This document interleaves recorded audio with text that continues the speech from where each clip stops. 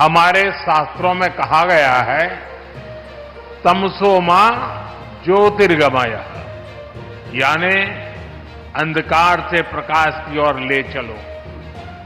ये आरजे शंकरा नेत्र अस्पताल वाराणसी और इस क्षेत्र के अनेकों लोगों के जीवन से अंधकार दूर करेगा, उन्हें प्रकाश की ओर ले जाएगा।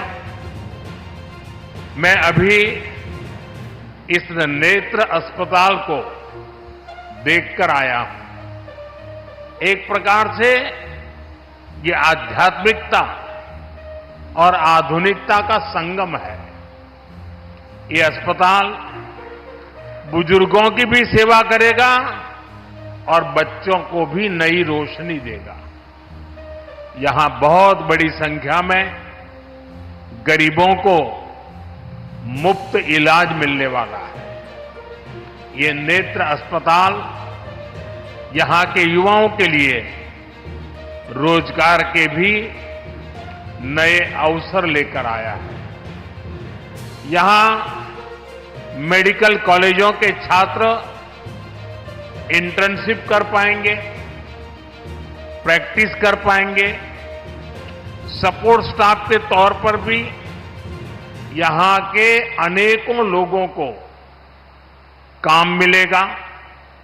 साथियों, शंकरा आई फाउंडेशन के इस नेक काम से जुड़ने का इसके पहले भी मुझे अवसर मिला है। मैं जब गुजरात का मुख्यमंत्री था, तब वहां भी शंकरा नेत्र अस्पताल खुला था और आपके गुरुजी के सानिध्य में मुझे उस काम को अवसर मिला था और आज मुझे आपके सानिध्य में इस कार्य का अवसर मिला है। और मेरे लिए एक बहुत संतोष का विषय है।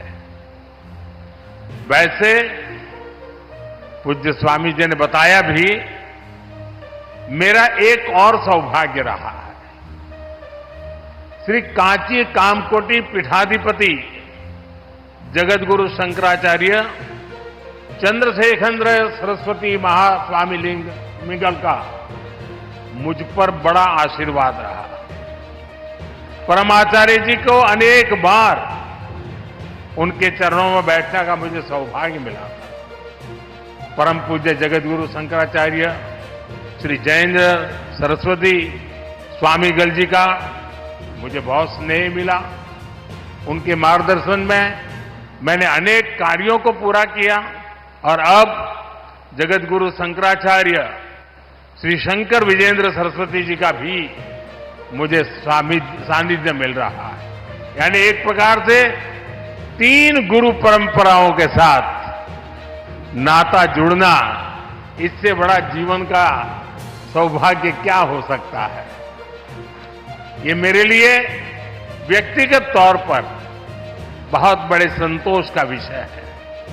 आज जगतगुरु ने विशेष तौर पर इस कार्यक्रम के लिए मेरे संसदीय क्षेत्र में आने का समय निकाला। मैं यहां के जनप्रतिनिधि के रूप में आपका स्वागत करता हूं और आपका आभार भी प्रकट करता हूं। काशी की पहचान अनंत काल से धर्म और संस्कृति की राजधानी के रूप में रही है। अब काशी यूपी के पूर्वांचल के बड़े आरोग्य केंद्र, हेल्थ केयर हब के रूप में भी विख्यात हो रहा है। बीएचयू में ट्रॉमा सेंटर हो, सुपर स्पेशलिटी अस्पताल हो, दीनदयाल उपाध्याय अस्पताल और कबीर चौरा अस्पताल में सुविधाएं बढ़ाना हो, बुजुर्गों के लिए, सरकारी कर्मचारियों के लिए विशेष अस्पताल हो, मेडिकल कॉलेज हो, ऐसे अनेक कार्य काशी में बीते 1 दशक में हुए हैं। आज बनारस में कैंसर के इलाज के लिए भी आधुनिक अस्पताल है। पहले जिन मरीजों को दिल्ली मुंबई जाना पड़ता था, आज वे यहीं अच्छा इलाज करा पा रहे हैं।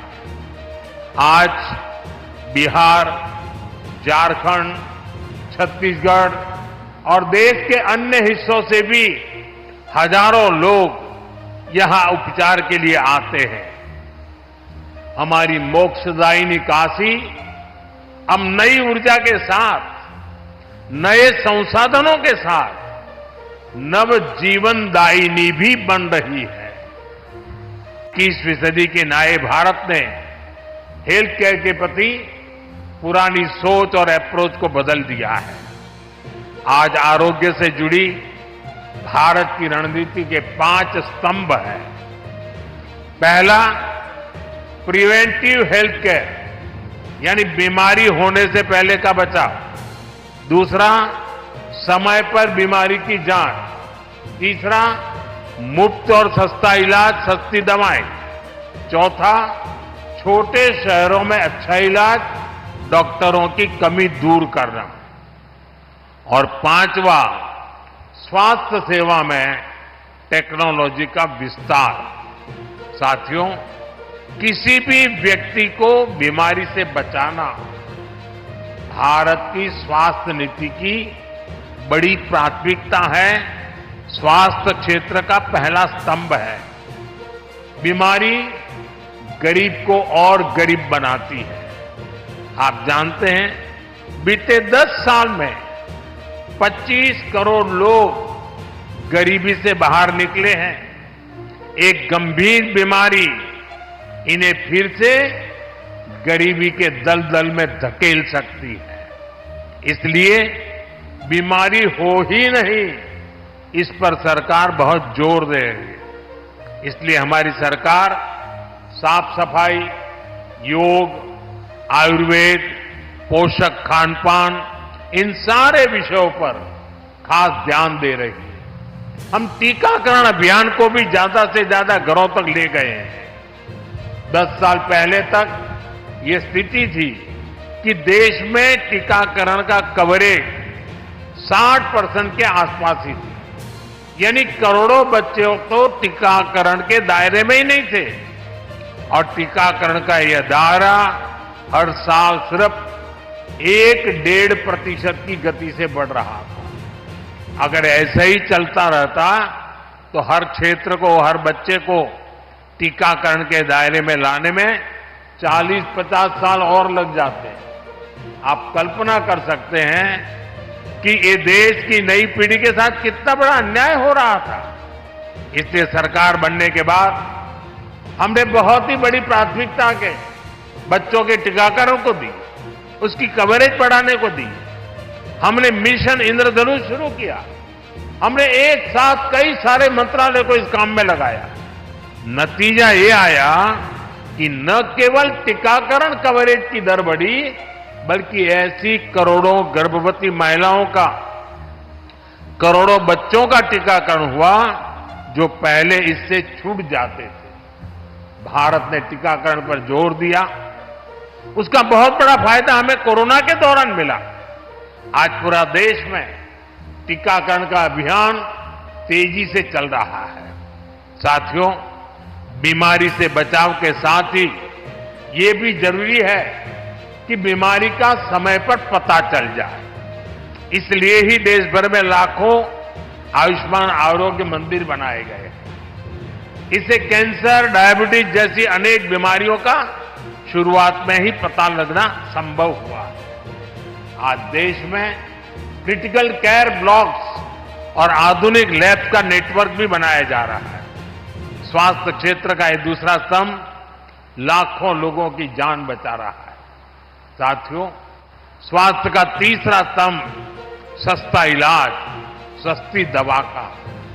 आज देश के हर नागरिक का बीमारी के इलाज में होने वाला औसत खर्च 25% तक कम हो गया है। पीएम जन औषधि केंद्रों में लोगों को 80% डिस्काउंट के साथ दवाइयां मिल रही हैं। हार्ट स्टेंट हो, नी इम्प्लांट हो, कैंसर की दवाएं हो, इनकी कीमत बहुत कम की गई है। गरीबों को 5 लाख रुपए तक का मुफ्त इलाज देने वाली आयुष्मान योजना उनके लिए संजीवनी साबित हुई है। देश में अब तक 7.5 करोड़ से अधिक मरीज मुफ्त इलाज का लाभ ले चुके हैं और अब तो ये सुविधा देश के हर परिवार के बुजुर्ग को भी मिलने लगी है। साथियों, स्वास्थ्य क्षेत्र का चौथा स्तंभ इलाज के लिए दिल्ली, मुंबई जैसे बड़े शहरों पर निर्भरता कम करने वाला है। एम्स हो, मेडिकल कॉलेज हो, सुपर स्पेशलिटी अस्पताल हो, बीते दशक में छोटे शहरों तक ऐसे अस्पताल हमने पहुंचाए हैं।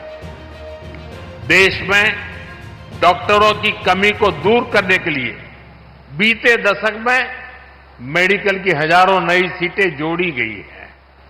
अब हमने तय किया है कि आने वाले 5 साल में 75,000 और सीटें जोड़ी जाएगी।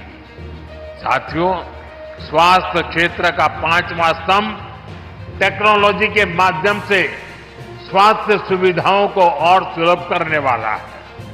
आज डिजिटल हेल्थ आईडी बनाई जा रही है। ई संजीवनी ऐप जैसे माध्यमों से घर बैठे ही मरीजों को परामर्श की सुविधा दी जा रही है। मुझे खुशी है कि अब तक 30 करोड़ से ज्यादा लोग ई संजीवनी ऐप की मदद से कंसल्टेशन ले चुके हैं। हम ड्रोन टेक्नोलॉजी से भी स्वास्थ्य सेवाओं को जोड़ने की तरफ आगे बढ़ रहे हैं। दोस्तों, cloud times TV YouTube channel को अभी तक आपने लाइक और सब्सक्राइब नहीं किया है तो इसे जरूर करें, घंटी को भी दबाएं। खबर अच्छी लगी है तो अपने दोस्तों के साथ साझा भी कीजिए।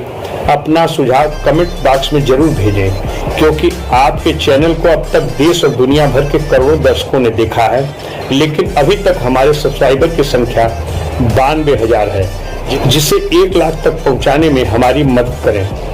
क्लाउड टाइम्स परिवार की ओर से अच्छा सुझाव भेजने वाले दर्शकों को विशेष पुरस्कार से सम्मानित किया जाएगा। अंत में हम फिर एक बार आपसे अपील करेंगे कि आप अपने चैनल पर 1 लाख दर्शकों को जोड़ने के लिए चैनल को लाइक करें, सब्सक्राइब करें, बेल आइकन को प्रेस जरूर करें। क्लाउड टाइम्स की खबरों को फेसबुक पेज पर देखने के लिए पेज को लाइक जरूर करें।